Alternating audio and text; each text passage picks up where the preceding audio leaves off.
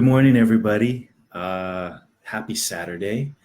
I want to share with you about my morning meditation connection practice. I think that we are in some dark and confusing times, and in my experience, having a dedicated time in the morning to cultivate and practice connection and to clear my mind and clear my heart, I find has been very beneficial as I walk through the world right now. So I wanted to share it with you, and I would really love it if you would share and respond about what your practice is, and what the benefit is for your life. So I have learned, and I think this is true for me, that what I choose to turn my attention on in my life grows. What I choose to turn my attention on my life grows. And really, one of the only things that any of us has in this wild world we live in is that we have control over is where we choose to put our attention. So for me, my morning practice and my morning connection time is about practicing to train my mind where I want to have my thoughts live and what it cultivates in my heart and what it cultivates in my life. So I'm going to share with you about my practice. This is just my practice. This isn't truth with a capital T. It's just an offering from my experience. And again, I would love to hear about yours and how it benefits your life. So I'm going to show you this rosary. This is my mother's mother's rosary. Her name was Margaret Craig. And I didn't know her very well. She died when I was 6 years old, but I love that I have this. It feels like a connection to her, to my ancestors, to my family. And I'm not a practicing Catholic or anything like that, although that's where my family comes from. But what this does, and it can be like any mala beads or anything like that, each bead allows me to focus my attention on something. And so I'm just going to take you through quickly and show and talk about what I do as an offering, as a, to offer some kind of tool. So I always start on this bead, and this middle bead in the middle, it's alone. It's alone there. And every time I hit a bead that's alone, I breathe. I breathe in, and I just practice cultivating present moment awareness. I feel my body. I bring my awareness to inside and around me, because I hear everywhere being in the present moment is useful. Well, that's what I do with this bead. I practice being in the moment. And then this first row of beads, I practice connecting to my source energy. I call that love energy. Some people call it God. Some people call it spirit. Some people call it source, all that is. Some people call it Christ. Some people, whatever it is to you. I feel that in my heart. That's where I feel it. And each of these beads is an opportunity for me to connect with that. And so I'll say prayers. I'll say affirmations. I say things like, I attune myself to the essential thread of love that flows through all things. Or I am a channel, awake, at peace and open, through which the flow of love descends to bless the world. Or I'll feel the word peace in my heart, and I'll breathe into it. Peace, love, joy, bliss. And I'll feel that. And it's like cultivating and stoking embers of a fire. I breathe in to feel that love energy. And that's the important part, to feel it, to cultivate it, tap it, let it flow, and feel it. And I'll use each one of these as a prayer. I'll pray to deities. I'll connect to higher power in my own way, however that looks to me. And then I get to this middle bead and I breathe and I practice present moment awareness. And then usually I do a second row of beads about connection, because sometimes it takes me a while. Sometimes it takes me a while to connect. I'll say things like, I extend the presence of love so that other people may touch that place inside themselves and be set free. Or any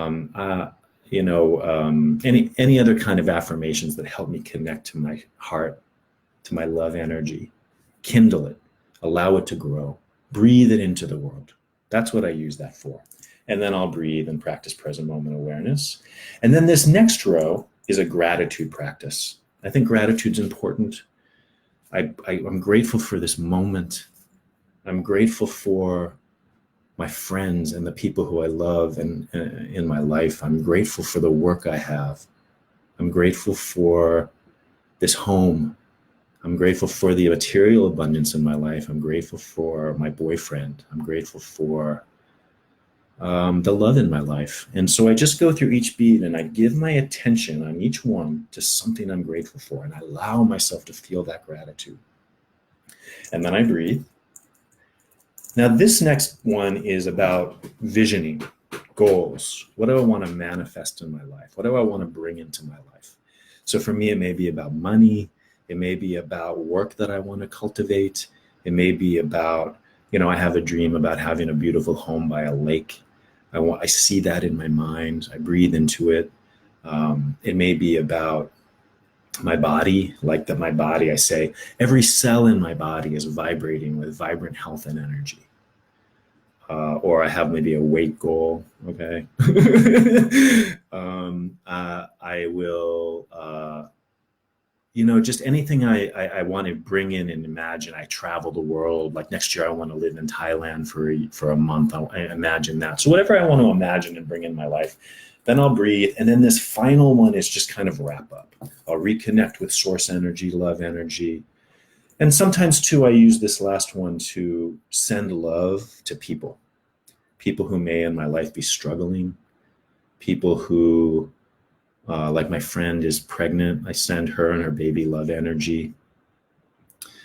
I also use this to practice forgiveness, around resentments I may have. So there's people in my life that, I struggle with, like we all do. And I just heard this thing from Ram Dass, and he talked about, there may be people you're really angry at, but don't cut them out of your heart. You can be angry. You don't have to talk to them. You don't have to engage with them. You can hate what they do. But what is it like to still hold them in your heart? So I do this practice of holding some people in my heart, even if it's hard to do that. Because I feel like there's some benefit for me there to release and forgive and to not carry it in my life, to not be having arguments with people in my life who aren't even there, to free myself from toxic negative energy, and we're swimming in toxic negative energy right now, right? So how do I free myself so that love energy can pour forth more freely? That's the point. I'll do this final row. I do a prayer. May all beings be free of suffering. May all beings be happy. And then I'll just kind of wrap it up. And then I'll sit in the energy I've cultivated. I'll breathe into it. I'll offer it to the world. And it's good. And I tell you, having a practice that I do this every morning, it's one of the only things I feel like I can do to counter some of the negativity and toxicity that's in the world right now. I know for me that if I'm walking around my life flowing, loving, the opportunity, when I interact with other people, the chances are I'm going to be kinder. That love energy emanates and touches other places in ways I can't even know. And that's what I can do. That's how I can bring light to some darkness, not only for others, but for myself. We're on this planet traveling through space at 60,000 miles an hour. Who knows what's going on? I don't. But how do I want to live? I want to live with a sense of peace and freedom in my heart. I want to feel and extend love. I want to have access to my feelings. So anyway, that's what I do. I thought it might be interesting to share that with people. And I'm really curious about what you may do. And I hope this may inspire you to possibly consider starting your own practice. It doesn't have to take long. I started with 5 minutes, and it just began to feel so good that it grew. So again, share your practice, share how it benefits your life. Let's be together in this as we walk through the toxicity and the darkness. Let's bring light. And this is one of the ways to do that. So I send you blessings, sweet friends, fellow travelers. Have a beautiful, beautiful day. Let the love that is innate and natural in your heart shine forth. Many blessings. Thank you.